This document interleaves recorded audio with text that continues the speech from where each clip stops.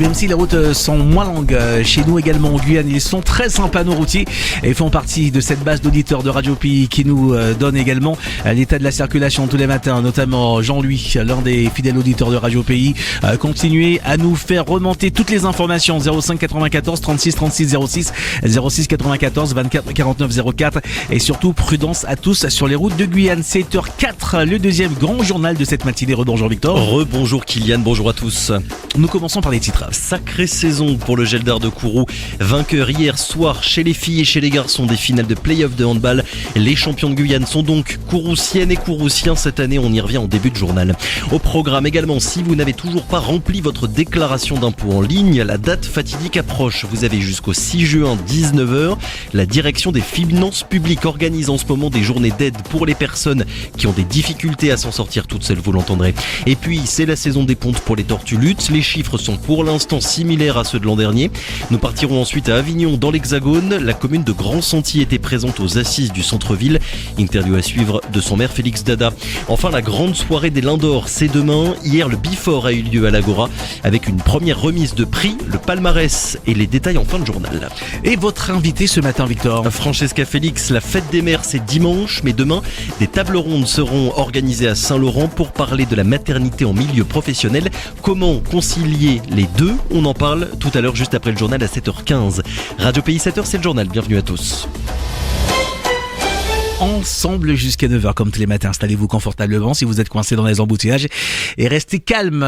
Sinon, pour ceux qui sont déjà arrivés au travail, bon courage pour cette nouvelle journée. Nous entamons ce deuxième grand journal Victor avec du handball pour commencer et le double sacre hier pour le Geldar. Et oui, chez les filles et chez les garçons, le Geldar de Kourou a tout raflé hier soir lors des finales de play-off de handball. Pour les filles d'abord, après avoir été menées à la mi-temps et sur une bonne partie du match, les Kouroussiennes ont su retourner le cours du jeu et arracher la victoire face aux joueuses de Lara de Makouria. Score final 36-34. Et puis scénario similaire chez les garçons. L'USLM menait au score en début de partie, mais les joueurs du Geldar ont eux aussi recollé au score et gagné le match au mental sur le score de 31-23. On va écouter Benjamin Zulemaro, le coach de l'équipe féminine du Geldar. Quand on a envie, on se donne les moyens. Elles sont des championnes. On les avait enterrées, on les avait pas respectées à mon sens. Et ce soir, elles ont remis le respect là où il doit être. Ça reste quand même des filles qui sont en finale de play-off depuis plus de 20 ans. Et elles ont gagné 15 ans d'affilée. Ça, c'est le 22e titre. C'est l'hégémonie du handball féminin. Et il est toujours là. Tout simplement, elles ont un mental de championne. Elles savent comment ça se passe. Elles savent que pour gagner, il faut s'arracher. Il faut rien lâcher. Et ces filles-là sont des filles en or parce que c'était tellement dur pour elles cette saison. Et je suis très fier d'elles. Je suis fier d'elles. Au-delà du physique, de l'impact physique qu'elles mettent, elles ont 3 fois plus de mental que beaucoup d'équipes.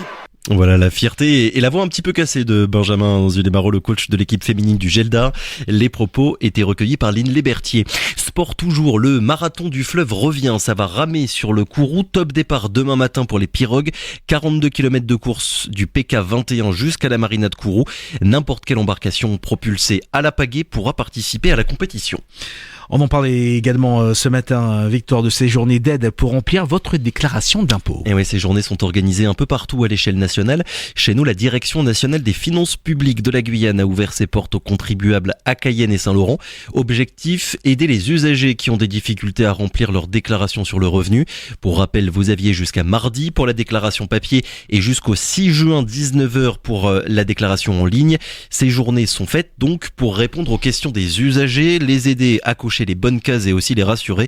C'est ce que nous explique Naké Bouchot, commissaire aux comptes et présidente de l'Ordre des experts comptables de Guyane. C'est d'avoir des réponses précises à des questions que le contribuable se pose justement sur comment remplir une déclaration, quels sont les éléments à ne pas oublier. Voilà un peu tout le process de remplissage de déclaration. Tous les profils sont différents, les demandes sont différentes. Vous avez plusieurs régimes d'imposition, BIC, BNC, BA. Enfin bon, donc c'est vrai que les réponses et l'accompagnement il est spécialisé entre guillemets en fonction de la demande du contribuable qu'on a en face. Mais c'est surtout effectivement pour rassurer les contribuables qui savent pas ou qui ont peur d'oublier, d'avoir un professionnel qui rassure et qui guide dans l'établissement de cette déclaration. Voilà, Naké Bouchot au micro Radio Pays d'Étienne Cornec. La prochaine opération sera menée le 30 mai au service des impôts des particuliers de Saint-Laurent. Et puis en bref, c'était hier la journée nationale en hommage aux victimes de l'esclavage. Des commémorations ont eu lieu partout en France, dans l'Hexagone et en Outre-mer.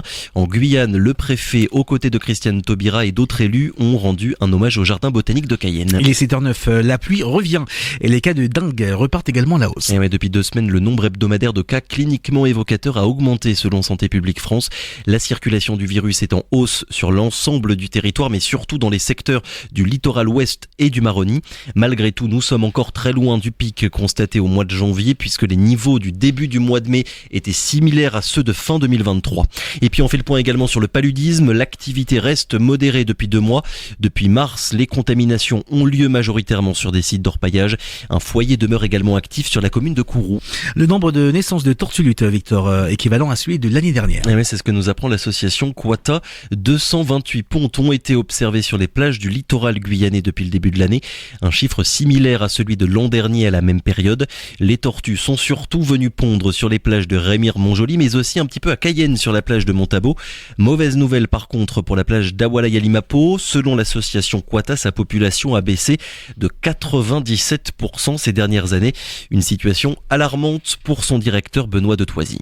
La population d'Awala, clairement, c'est une source d'inquiétude. On sait que les tortues marines, donc en l'occurrence la tortue lutte, est clairement très affectée par la pêche. Elle est également très affectée par le changement climatique à une échelle beaucoup plus individuelle. Le changement climatique va modifier les ressources alimentaires. Le changement climatique va entraîner une érosion accélérée des plages, et c'est ce qu'on voit également sur Awala-Yalimapo, où la plage est complètement en train de disparaître. Bien évidemment, ça a un impact sur les nids qui sont pondus, qui n'arrivent pas au bout. Alors pourquoi est-ce que ça disparaît à Awala et ça disparaît pas, voire une tendance inverse sur Cayenne? On connaît encore pas tout de ces espèces-là, même si on les connaît de mieux en mieux. Est-ce qu'elles se nourrissent pas exactement aux mêmes endroits? Est-ce que leurs couloirs de migration font que peut-être que celles de Cayenne évitent un peu plus les zones de surpêche que celles qui vont pondre à Awala? On sait que c'est 2 populations qui sont clairement différentes. Peut-être effectivement qu'on est actuellement sur un contexte aussi de plage qui est plus favorable à Cayenne et à Rémire que sur Awala, qui fait que finalement le taux de réussite des nids est nettement plus important à Cayenne, avec quand même des conséquences bien évidemment de réchauffement climatique qui vont de toute façon mettre en péril à plus ou moins long terme les populations.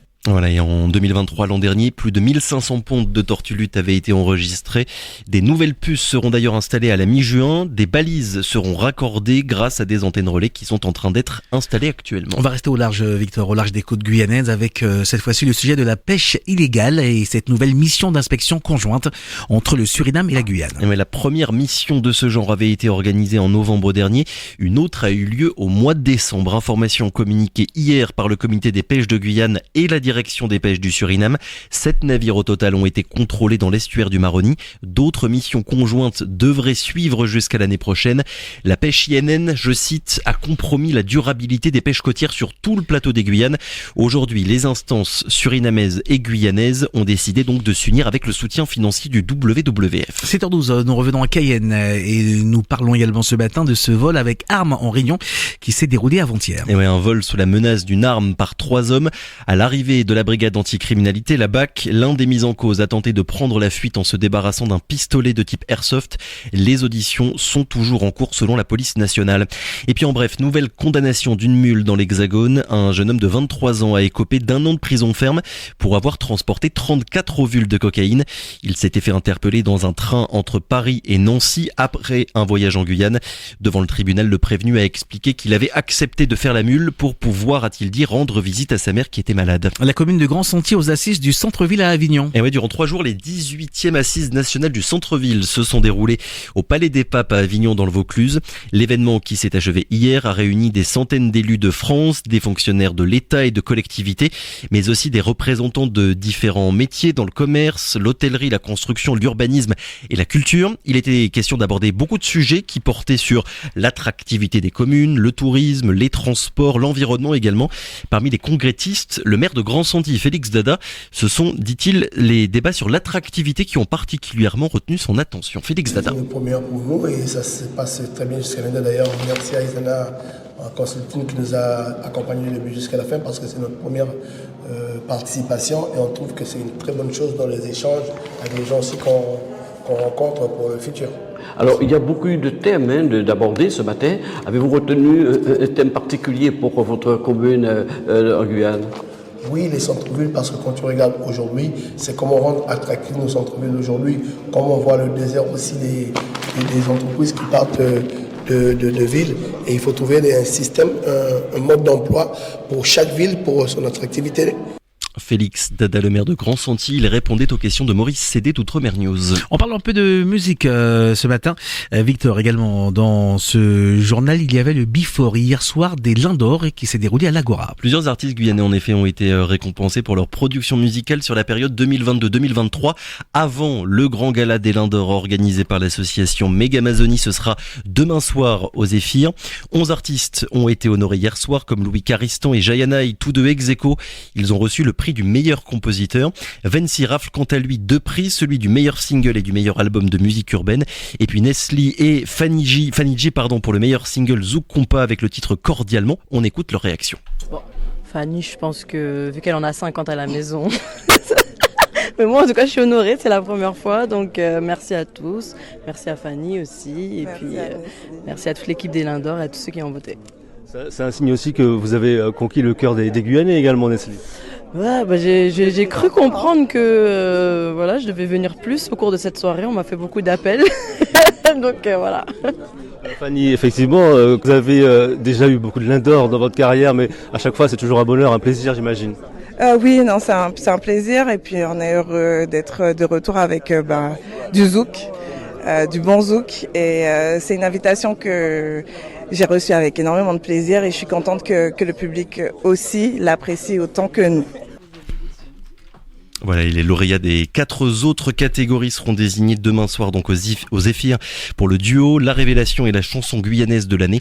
Enfin, pour le prix du meilleur clip vidéo, c'est le public qui décidera en votant sur le site internet de France Guyane. Ils sont d'ailleurs 10 clips à concourir de cette catégorie. Allez faire un tour sur la page de notre partenaire France Guyane afin de les regarder et de voter pour celui qui sera le meilleur selon votre vote.